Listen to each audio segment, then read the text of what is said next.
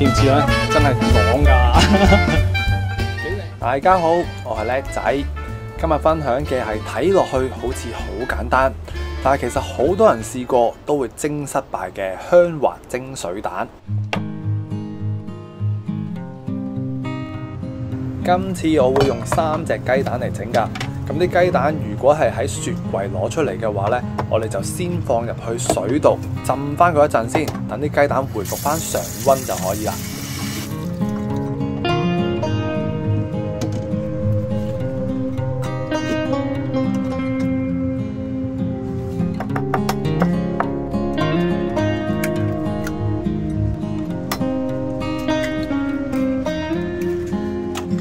跟住就要將蛋黃蛋白都一次過發勻佢，發到去一個地步呢，就係你用對筷子夾起佢嘅時候，就唔會有一注一注嘅蛋白喺度，咁就 OK 噶啦。咁蒸出嚟嘅蛋呢，先至會更加滑嘅。發好咗啲雞蛋之後呢，我哋就要量一量真正嘅蛋水究竟有幾多毫升，因為其實好多人呢都疏忽咗呢個步驟，所以對水嘅份量呢都會錯咗㗎。咁今次嘅水量呢，就係蛋水嘅1.5倍，咁呢度總共有150毫升嘅蛋水，所以呢，我哋就要加多225毫升嘅水㗎。咁講到加水呢，其實水有好多種啊，有啲人會用蒸餾水啦、熱水啦，甚至乎係生水，即係就咁開水喉水嚟去蒸都得嘅。咁但係究竟邊一樣嘢好呢？其實官方嘅網上資料呢，就會話用暖水，即係50度嘅暖水嚟去蒸蛋呢，就有助於去除雞蛋嘅腥味啊咁樣樣。但係其實呢，我自己嘅經驗嚟睇呢，唔係話佢唔得，而係好難去控制。你太過熱嘅話呢，啲水掌握唔到嘅話，隨時啲蛋呢整出嚟呢會熟咗一啲啊咁。所以我今次用嘅水呢，只不過係煲熟咗嘅一啲常溫飲用水嚟整㗎。咁就落翻225毫升啦。咁樣個份量呢會準確啲，成功率呢必定大大提升。同埋用飲用水嚟去蒸蛋嘅好處呢，就係雜質呢會少啲，氣泡呢亦都會少啲嘅。到鹽呢，我就會落1/5茶羹到1/6茶羹左右啦。寧願落得少都好過落得多，因為呢份鹽呢，除咗要嚟調一調味之外呢，呢啲鹽呢就有助於呢個水蛋凝固嘅，所以你落得多嘅話呢，反而會令到呢個蛋呢更加係鞋口噶。咁我就唔會建議大家落得太多鹽，落丁咁多調下味就算數啦。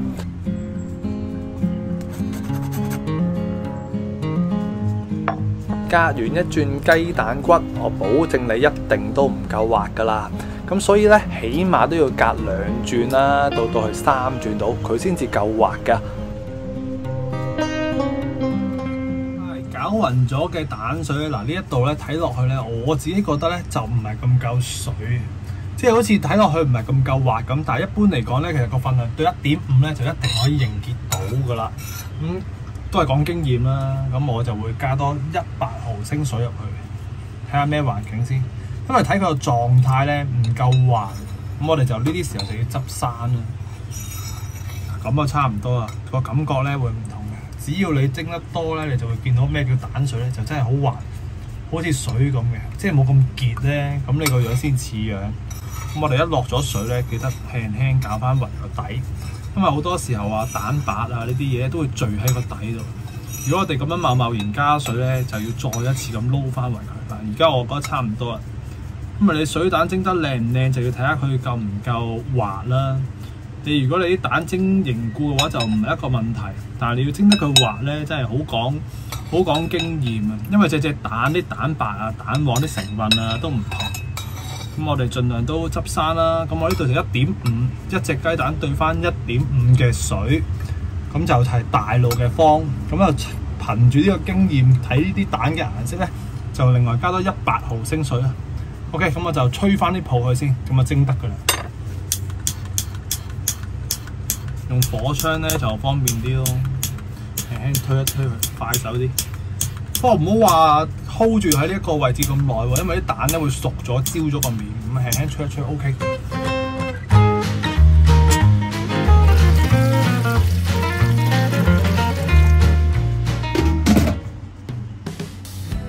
OK， 水滾咧就蒸得啦。呢個時候我就會熄咗個火佢啦，小心啲。OK， 咁呢個時候咧，其實最安全咧，我哋如果擺得耐嘅話咧，啲蛋白咧隨時墜底嘅，咁就輕輕試下搞一搞個底佢啦。係擔心佢有啲蛋白咧墜咗底，咁就冇咁滑。輕輕搞到佢一次先，再檢查下佢有冇啲冇咁靚嘅泡泡啦。如果差唔多接受到嘅就算啦。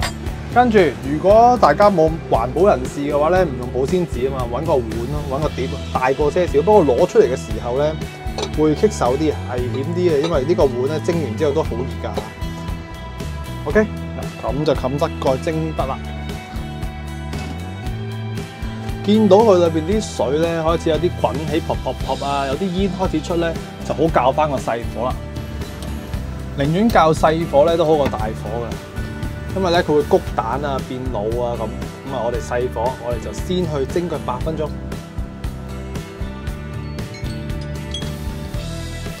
OK， 夠咗8分鐘咧，我哋就熄咗個火佢，咁啊由得佢再俾多8分鐘佢，咁就焗8分鐘。差唔多夠鐘咧，我哋就整定少少熟油，咁啊唔使話一定要滾油，最緊要係熟油，因為熟油點解咧？肉熟油會香啲咁解。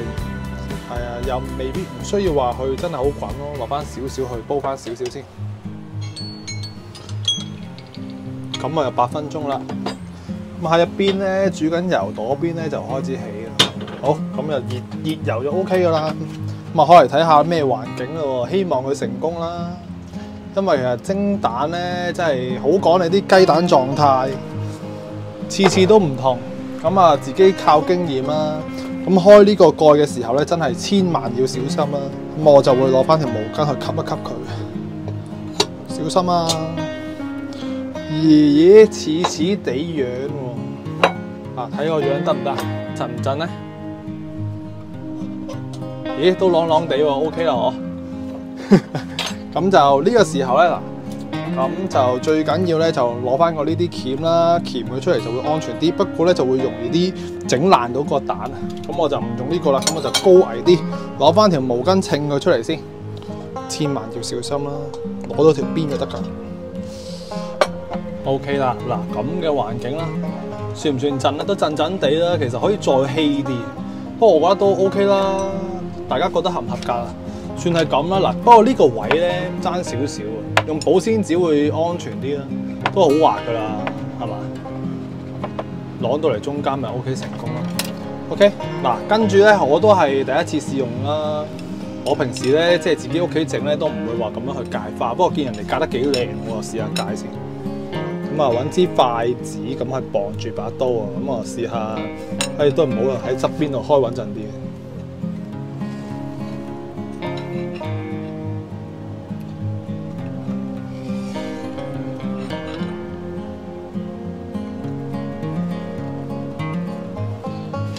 界幾刀斜斜地啦，幾吸引喎！我見人哋整咧，好似個菠蘿包咁幾過癮，咁我就試下咯。我未試過整啊，第一次整㗎咋，獻醜啦。咁啊，希望佢齊整整啦。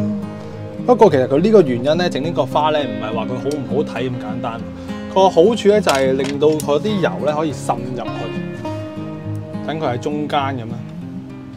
咁我就會落咗油先，我揾隻匙羹掃一掃佢啦。最緊要係熟油啊，生油唔得㗎，生油唔香啊。咁你戒咗啲花咧，咁個油咪可以滲喺個中間咯。之後咧，我就會落翻少少嘅煲仔飯豉油啊，即係甜豉油咯。哇，係好吸引喎！咁啊，又掃下佢啦，真係〜似唔似樣？真係朗㗎，幾靚喎！呢個菠蘿包，大家可以試下玩下喎。嗱，真係好老實，我都第一次咁樣去戒。咁但係我一個效果唔錯啦。咁最後就加少少葱花入去點綴下啦。咁叻仔蒸蛋咧就完成啦。咁大家記得睇環境嚟做嘢啦。其實一張方咧好難走天涯嘅。跟翻呢一個狀態啦，即係一隻雞蛋對翻1.5嘅水，咁去到最尾咧，其實基本上我哋呢啲碟咧咪大概係1寸咁多啦。咁就加到佢去到條邊嘅咁上下位置就 OK 啦。係啊，咁啊個人經驗啦，咁就真係執生蒸蛋好蝦人嘅。咁如果中意呢一個食譜嘅話，就記得俾個 like 叻仔啦。OK， 咁就下集再見咯，拜拜。好啦，影完晒啲相咧，係時候試下佢夠唔夠滑咯。咁其實咧，而家咁嘅狀態，大家覺得佢都知道佢衰極都有個譜啦，係咪先 ？OK， 咁我哋睇下佢咩環境啊。好似豆腐咁，你咪成功咯。